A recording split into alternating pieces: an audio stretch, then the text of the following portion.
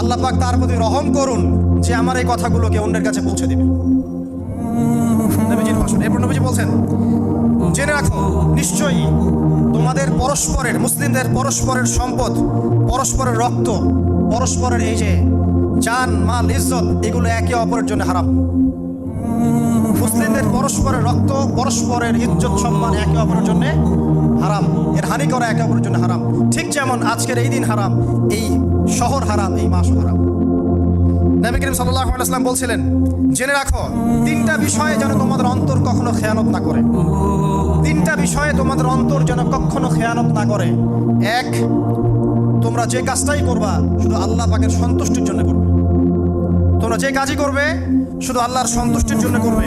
তোমাদের শাসক বর্গের কল্যাণ কামনা করবে। তোমাদের শাসক বর্গের কল্যাণ কামনা করবে। 3 নাম্বার, মুসলিমদের জামাতকে আঁকড়ে ধরে রাখবে। মুসলিমদের ইউনাইটেড কমিউনিটিকে আঁকড়ে ধরে থাকবে। এই তিনটা বিষয় পালনের ক্ষেত্রে তোমাদের অন্তর যেন খেয়ানত না করে।